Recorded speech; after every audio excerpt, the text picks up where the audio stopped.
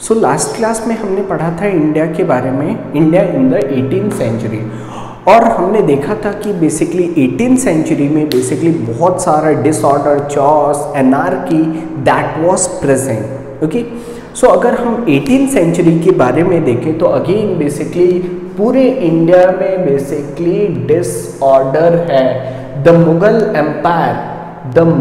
Empire basically decline हुआ है।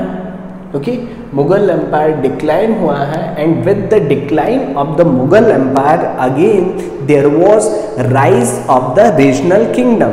Okay, जो वेल सेंट्रलाइज्ड एडमिनिस्ट्रेशन था, जो इंडिया वेल सेंट्रलाइज्ड एडमिनिस्ट्रेशन था मुगल के कंट्रोल में, अब ये जो वेल सेंट्रलाइज्ड एडमिनिस्ट्रेशन था, नाउ इट स्टार्टेड डिसइंटीग्रेटिंग। अब क्या हो रहा है, there is rise of independent kingdom. ये छोटे छोटे नए स्टेट्स बन रहे हैं, मीन्स इंडिया फर्दर छोटे छोटे स्मॉल स्टेट्स में डिवाइड हो गया। ये जो unified India that was present during the Mughal empire, but अब वो नहीं है। अब क्या है, इंडिया छोटे छोटे स्मॉल रीजनल पावर में डिस्ट्रीब्यूटेड है। एंड 18th सेंचुरी में बेसिकली पूरे इंडिया में डिसऑर्डर है, एनार्की है, कोई एक सेंट्रलाइज कंट्रोल नहीं है। So as a result basically just because of lack of political control, यहाँ एक पॉलिटिकल वैक्यूम क्रिएट हुआ, एंड उस वैक्यूम को एक न्यू रूलर्स जो कि यूरोपियंस थे उन्होंने फिल किया।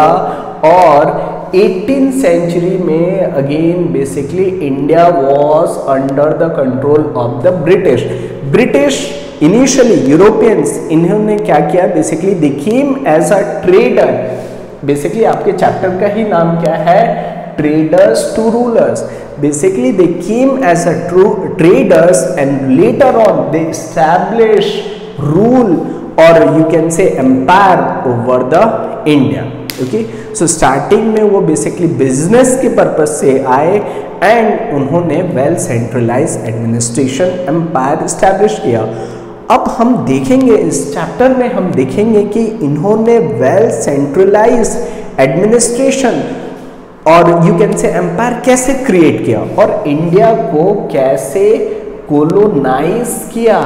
हमने पढ़ा है ना कोलोनाइजेशन का meaning of colonisation, that is economic and political dominance. Okay, so इस चैप्टर में सिंपली हम यूरोपियन के बारे में पढ़ेंगे, ब्रिटिश एम्पायर के बारे में पढ़ेंगे कि कैसे उन्होंने पहले बिजनेस के पर्पज से आए, फिर उन्होंने फैक्ट्रीज क्रिएट की कोस्टल एरियाज में, और धीरे धीरे by following some of the policies, कुछ पॉलिसी ऐसी इनडायरेक्ट पॉलिसीज से धीरे धीरे वो क्या करने लगे, धीरे धीरे पूरे इंडिया को कैप्चर करने लगे। ओके, सो ये सारी चीज़ें हम इस चैप्टर में देखेंगे। नेक्स्ट टॉपिक हम पढ़ेंगे European as a trader. Okay, अब see European as a trader, कैसे यूरोपियंस बेसिकली इंडिया में ट्रेडर की तरह आए। ओके, अब हम देखते हैं सबसे पहले ये यूरोप कंटिनेंट हो गया, ये अफ्रीका कंटिनेंट हो गया। ओके, ये वेस्टर्न एशिया, और यहाँ आ जाता है अपना इंडिया। ओके, सो अब यहाँ से यहाँ तक एक नया ट्रेड रूट की डिस्कवरी होती है। ओके, एक यहाँ से लेके यहाँ तक बेसिकली नए ट्रेड रूट की डिस्कवरी होती है, और वो trade route basically Vasco D gamma ने बेसिकली डिस्कवर किया। 1498 में एक नए ट्रेड रूट की डिस्कवरी हुई। ओके, सो जैसे ही नए ट्रेड रूट की डिस्कवरी हुई तो बेसिकली बहुत सारे यूरोपियन ट्रेडर्स ने क्या किया, बेसिकली इंडिया के साथ ट्रेड करने की और बिजनेस करने की कोशिश की। ओके, अब इंडिया से क्यों ट्रेड करना चाहते थे वो, क्योंकि इंडियन के जो प्रोडक्ट थे वो यूरोपियन मार्केट में बहुत ज़्यादा डिमांड में थे। इंडियन के प्रोडक्ट की बात करें तो spices, then muslin, pearls, silk, precious stone, ये सारी चीज़ें बहुत ज़्यादा यूरोपियन मार्केट में डिमांड थी। स्पेशली हम करें तो स्पाइसेस की as well as muslin. Muslin क्या होता है? म्यूसलिन एक फाइन वैरायटी ऑफ कॉटन होता है। ओके, सो ये प्रोडक्ट बहुत ज़्यादा डिमांड में थे यूरोपियन मार्केट में। यूरोप में इन सारे प्रोडक्ट के लिए बहुत अच्छा खासा पैसा मिल जाता था। ओके, सो जितने भी यूरोपियन ट्रेडर्स थे, जितने भी यूरोपियन कंपनीज थी, बेसिकली ये क्या चाहती थी, ये इंडिया के साथ ट्रेड रिलेशन एस्टैब्लिश करना चाहती थी एंड इनके बीच में बेसिकली राइवलरीज थी। हमने फर्स्ट चैप्टर में पढ़ा था कि basically it was a age of exploration. बहुत सारी न्यू कंट्रीज रूलर्स फाइनेंस कर रहे थे, नए नए ट्रेड रूट ढूंढने की कोशिश कर रहे थे कि क्योंकि अगर उस ज़माने में नया ट्रेड रूट मिल जाना मतलब बहुत बड़ा खजाना मिल जाना।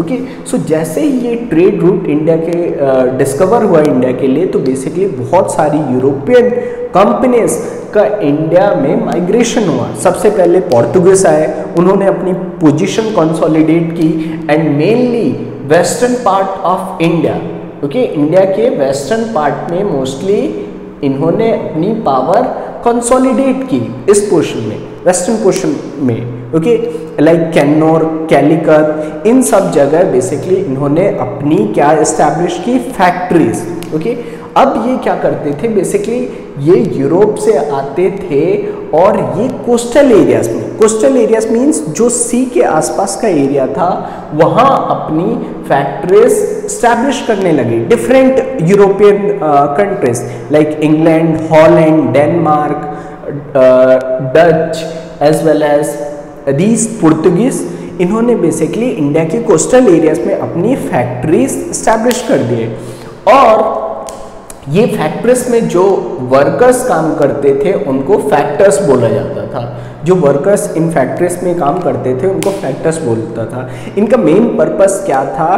दैट इज इंडिया से चीप प्राइस पर ये सारे प्रोडक्ट क्या करना? परचेस करना एंड यहाँ से यूरोप ले जाना और यूरोप पर हाई प्राइस में बेचना। That was the main purpose. ये इनका मेन मोटिव था कि इंडिया से इजीली मिल जाता था, इनको बहुत सा अच्छे चीप प्राइस पर मिल जाता था और इसी प्रोडक्ट को स्पाइसेस, म्यूसलिन, जेम्स एंड ज्वेलरी, ये सारी चीज़ें लेके यूरोपियन मार्केट में जाते थे एंड उसको हाई प्राइस पर बेचते थे।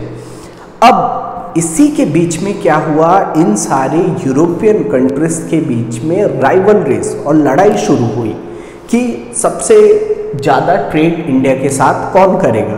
तो ये आपस में ही लड़ने लगे and as a result of rivalries ultimately British emerge victorious. अब इन सब की आपस की लड़ाई में अल्टीमेटली बेसिकली ब्रिटिश यहाँ विक्टोरियस इमर्ज होते हैं एंड देन धीरे धीरे उन्होंने कोस्टल एरियाज में अपना एस्टैब्लिशमेंट किया, कोस्टल एरियाज में फैक्ट्रीज की, देन फैक्ट्रीज को फोर्टिफाई किया, फोर्टिफिकेशन किया, देन उनके बीच में डिस्प्यूट्स होगी, local rulers as well as ये जो फैक्ट्री का फोर्टिफिकेशन हो रहा है उनके बीच में डिस्प्यूट्स होगी और फिर धीरे धीरे वो इंडिया के एक एक पार्ट को क्या करेंगे? कैप्चर कर लेंगे। ओके, सो ये मेन इनका मोटिव था।